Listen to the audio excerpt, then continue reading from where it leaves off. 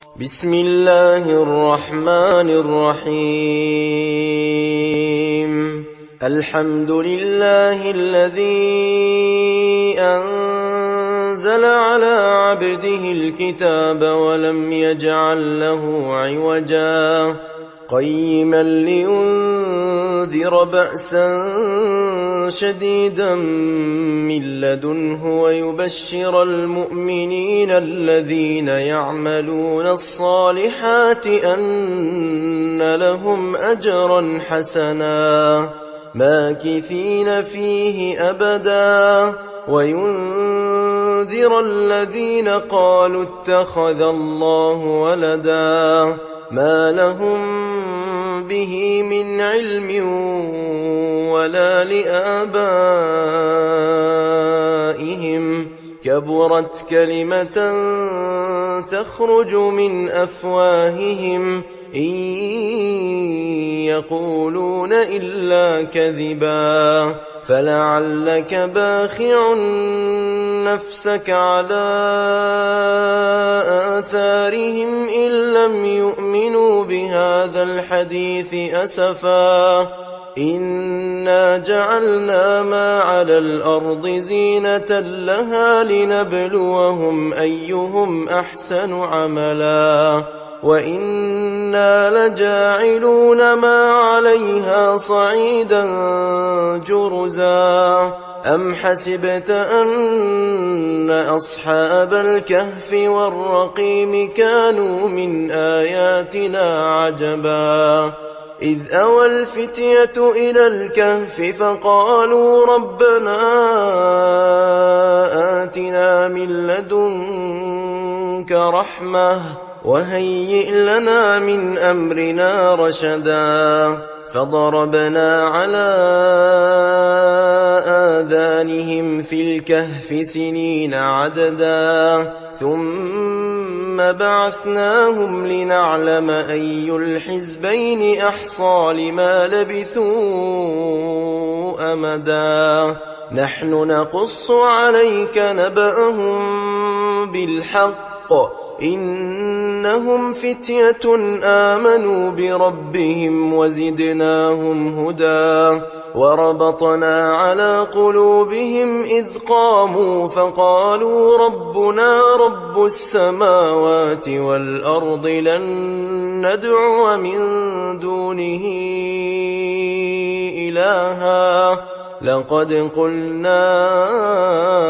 إذا شططا هؤلاء قومنا اتخذوا من دونه آلهة لولا يأتون عليهم بسلطان بين فمن أظلم ممن افترى على الله كذبا وإذ اعتزلتموهم وما يعبدون إلا الله فأووا إلى الكهف ينشر لكم ربكم من رحمته ويهيئ لكم من أمركم مرفقا وترى الشمس إذا طلعت تزاور عن كهفهم ذات اليمين وإذا غربت تقرضهم ذات الشمال وهم في فجوة منه ذلك من آيات الله من يهد الله فهو المهتد ومن يضلل فلن تجد له وليا مرشدا وتحسبهم أيقاظا وهم رقود ونقلبهم ذات اليمين وذات الشمال وكلبهم باسط ذراعيه بالوصيد لو اطلعت عليهم لوليت منهم فرارا ولملئت منهم رعبا وكذلك بعثناهم ليتساءلوا بينهم قال قائل منهم كم لبثتم قالوا لبثنا يوما أو بعض يوم قالوا ربكم أعلم بما لبثتم فابعثوا أحدكم بورقكم هذه إلى المدينة فلينظر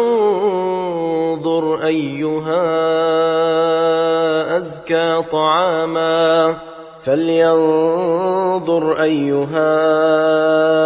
أزكى طعاما فليأتكم برزق منه وليتلطف ولا يشعرن بكم أحدا إنهم إن يظهروا عليكم يرجموكم أو يعيدوكم في ملتهم ولن تفلحوا إذن أبدا وكذلك أعثرنا عليهم ليعلموا أن وعد الله حق وأن الساعة لا ريب فيها إذ يتنازعون بينهم أمرهم فقالوا ابنوا عليهم بنيانا ربهم أعلم بهم قال الذين غلبوا على أمرهم لنتخذن عليهم مسجدا سيقولون ثلاثة رابعهم كلبهم ويقولون خمسة سادسهم كلبهم رجما بالغيب ويقولون سبعة وثامنهم كلبهم قل ربي أعلم بعدتهم ما يعلمهم إلا قليل فلا تمار فيهم إلا مراء ظاهرا ولا تستفت فيهم منهم أحدا ولا تقولن لشيء إني فاعل ذلك غدا إلا أن يشاء الله واذكر ربك إذا نسيت وقل عسى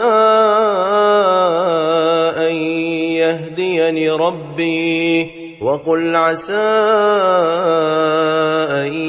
يهديني ربي لأقرب من هذا رشدا ولبثوا في كهفهم 300 سنين وازدادوا 9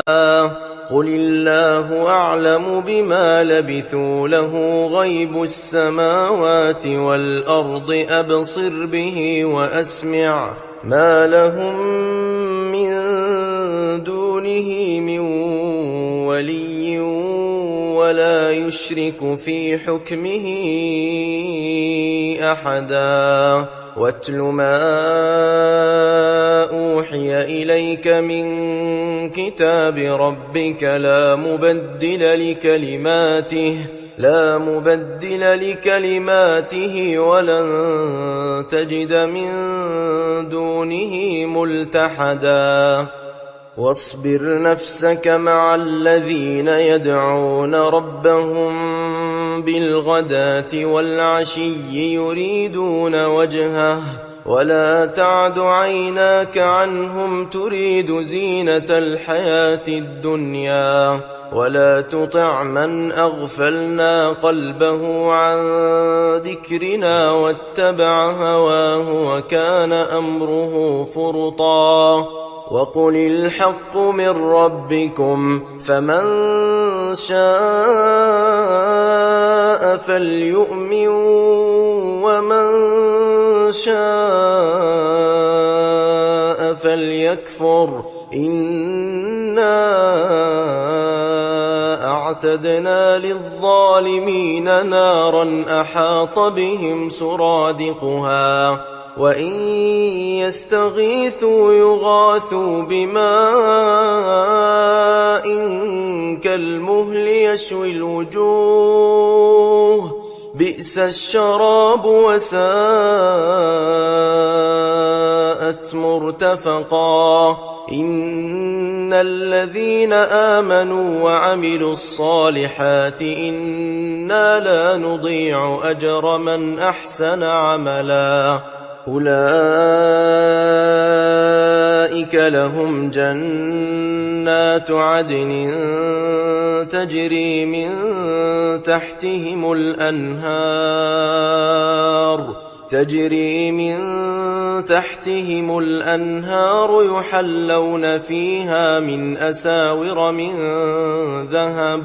يحلون فيها من أساور من ذهب ويلبسون ثيابا خضرا من سندس واستبرق متكئين فيها على الأرائك نعم الثواب وحسنت مرتفقا واضرب لهم مثل الرجلين جعلنا لأحدهما جنتين من أعناب وحففناهما بنخل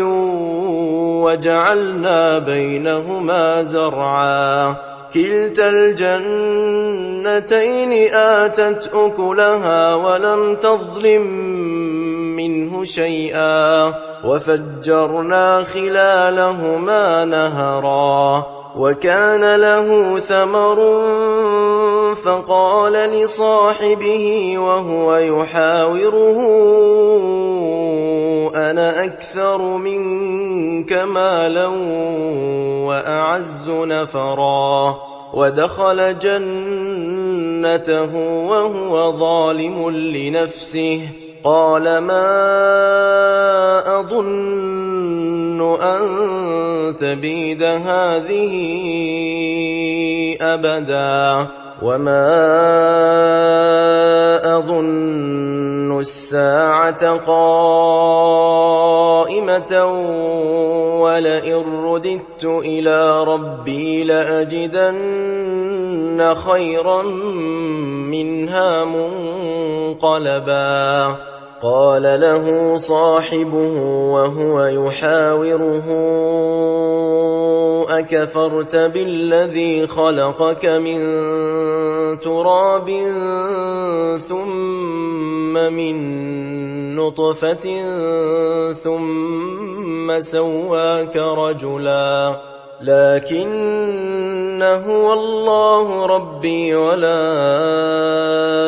أشرك بربي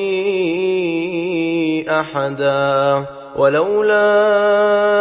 إذ دخلت جنتك قلت ما شاء الله لا قوة إلا بالله إن ترني أنا أقل منك مالا وولدا فعسى ربي أن يؤتيني خيرا من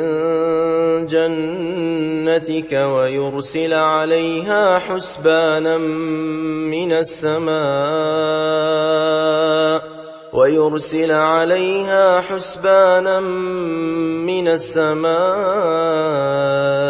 فتصبح صعيدا زلقا أو يصبح ماؤها غورا فلن تستطيع له طلبا وأحيط بثمره فأصبح يقلب كفيه على ما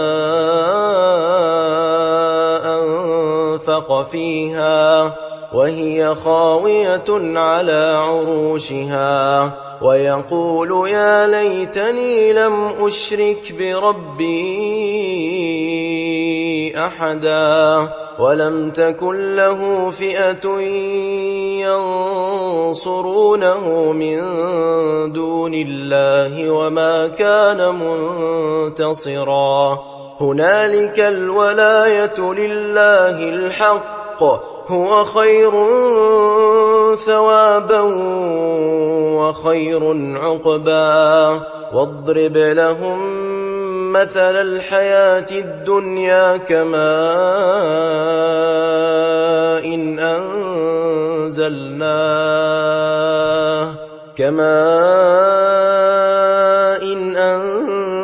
أنزلناه من السماء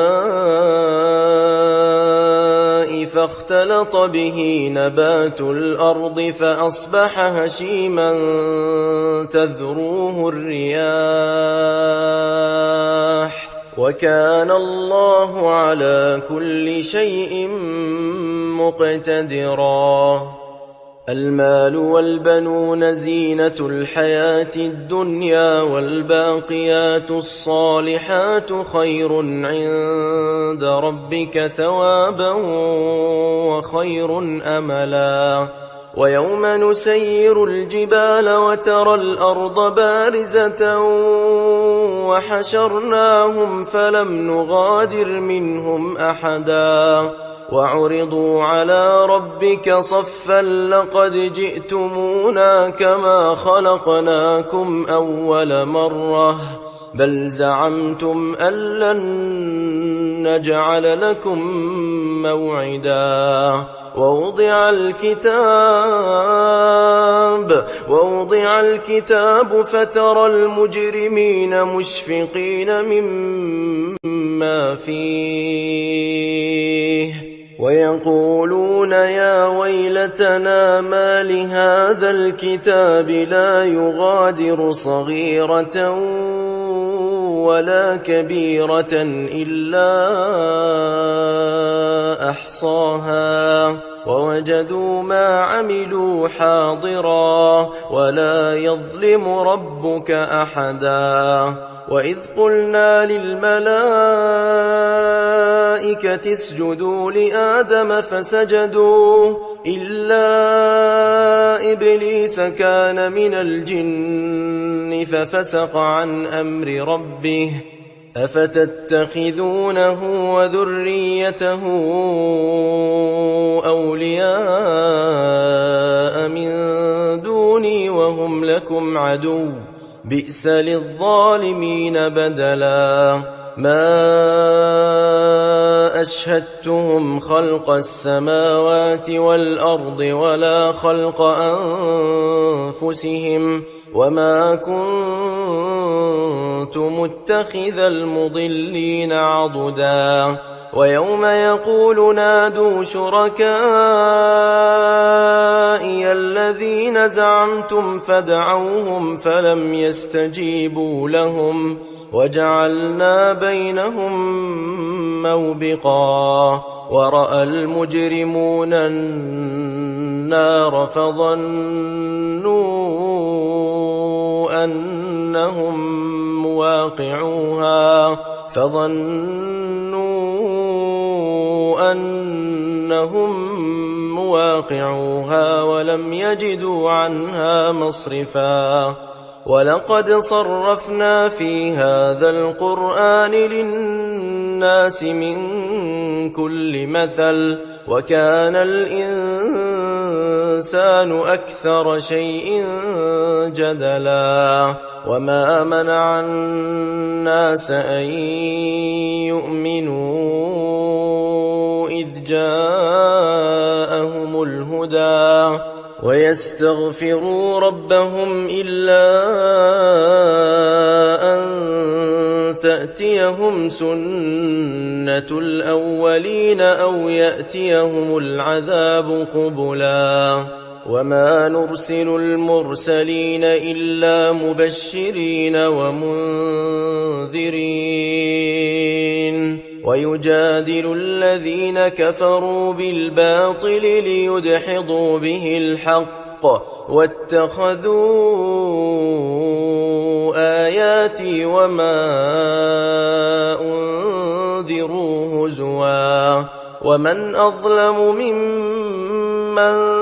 ذكر بآيات ربه فأعرض عنها ونسي ما قدمت يداه إنا جعلنا على قلوبهم أكنة أن يفقهوه وفي آذانهم وقرا وإن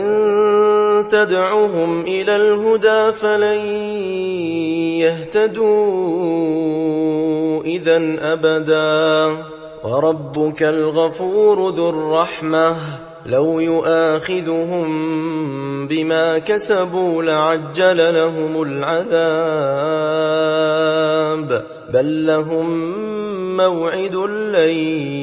يجدوا من دونه موئلا وتلك القرى أهلكناهم لما ظلموا وجعلنا لمهلكهم موعدا وإذ قال موسى لفتاه لا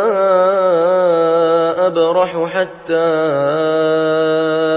أبلغ مجمع البحرين أو أمضي حقبا فلما بلغا مجمع بينهما نسيا حوتهما فاتخذ سبيله في البحر سربا فلما جاوزا قال لفتاه آتنا غداءنا لقد لقينا من سفرنا هذا نصبا قال أرأيت إذ أوينا إلى الصخرة فإني نسيت الحوت وما أنسانيه إلا الشيطان أن أذكره واتخذ سبيله في البحر عجبا قال ذلك ما كنا نبغ فارتدا على آثارهما قصصا فوجدا عبدا من عبادنا آتيناه رحمة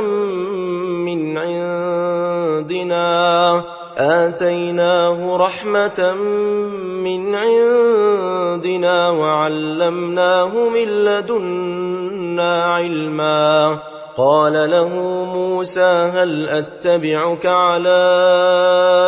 أن تعلمني مما علمت رشدا قال إنك لن تستطيع معي صبرا وكيف تصبر على ما لم تحط به خبرا قال ستجدني إن شاء الله صابرا ولا أعصي لك أمرا قال فإن اتبعتني فلا تسألني عن شيء حتى أحدث لك منه ذكرا فانطلقا حتى إذا ركبا في السفينة خرقها قال أخرقتها لتغرق أهلها لقد جئت شيئا إمرا قال ألم أقل إنك لن تستطيع معي صبرا قال لا تؤاخذني بما نسيت ولا ترهقني من أمري عسرا فانطلقا حتى إذا لقيا غلاما فقتله قال أقتلت نفسا زكية بغير نفس لقد جئت شيئا نكرا قال ألم أقل لك إنك لن تستطيع معي صبرا قال إن سألتك عن شيء بعدها فلا تصاحبني قد بلغت من لدني عذرا فانطلقا حتى إذا أتيا أهل قرية استطعما أهلها فأبوا أن يضيفوهما فوجدا فيها جدارا يريد أن ينقض فأقامه قال لو شئت لاتخذت عليه أجرا قال هذا فراق بيني وبينك سأنبئك بتأويل ما لم تستطع عليه صبرا أما السفينة فكانت لمساكين يعملون في البحر فأردت أن أعيبها وكان وراءهم ملك يأخذ كل سفينة غصبا وأما الغلام فكان أبواه مؤمنين فخشينا أن يرهقهما طغيانا وكفرا فأردنا أن يبدلهما ربهما خيرا منه زكاة وأقرب رحما وأما الجدار فكان لغلامين يتيمين في المدينة وكان تحته كنز لهما وكان أبوهما صالحا فأراد ربك أن يبلغا أشدهما ويستخرجا كنزهما رحمة من ربك وما فعلته عن أمري ذلك تأويل ما لم تسطع عليه صبرا ويسألونك عن ذي القرنين قل سأتلو عليكم منه ذكرا إنا مكنا له في الأرض وآتيناه من كل شيء سببا فأتبع سببا حتى إذا بلغ مغرب الشمس وجدها تغرب في عين حمئة ووجد عندها قوما قلنا يا ذا القرنين إما أن تعذب وإما أن تتخذ فيهم حسنا قال أما من ظلم فسوف نعذبه ثم يرد إلى ربه فيعذبه عذابا نكرا وأما من آمن وعمل صالحا فله جزاء الحسنى وسنقول له من أمرنا يسرا ثم أتبع سببا حتى إذا بلغ مطلع الشمس وجدها تطلع على قوم لم نجعل لهم من دونها سترا كذلك وقد أحطنا بما لديه خبرا ثم أتبع سببا حتى إذا بلغ بين السدين وجد من دونهما قوما لا يكادون يفقهون قولا قالوا يا ذا القرنين إن يأجوج ومأجوج مفسدون في الأرض فهل نجعل لك خرجا على أن تجعل بيننا وبينهم سدا قال ما مكني فيه ربي خير فأعينوني بقوة أجعل بينكم وبينهم ردما آتوني زبر الحديد حتى إذا ساوى بين الصدفين قال انفخوا حتى إذا جعله نارا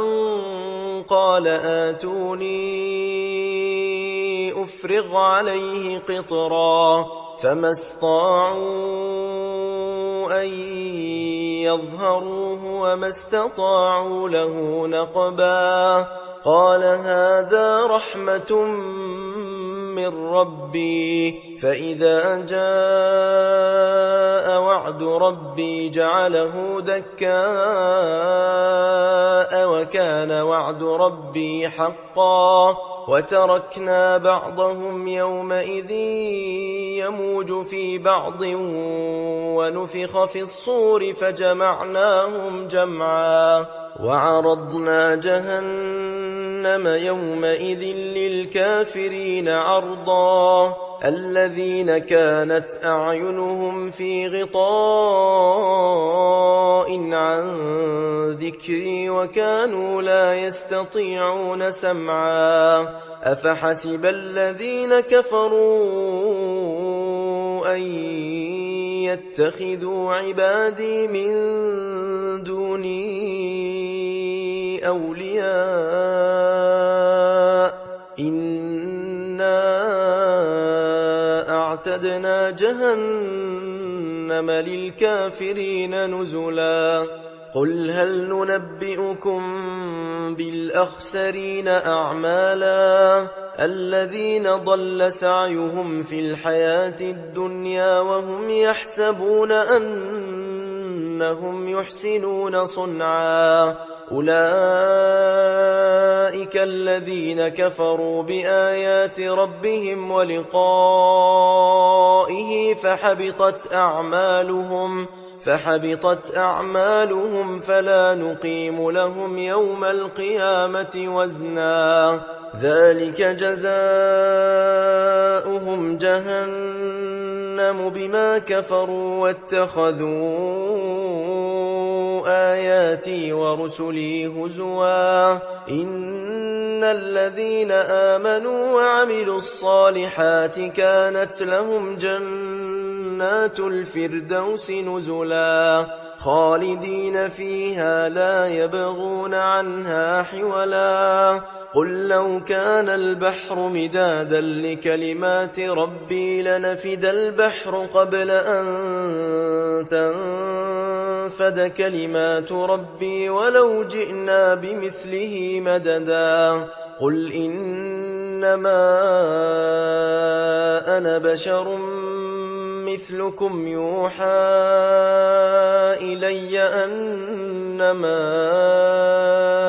إلهكم إله واحد فمن كان يرجو لقاء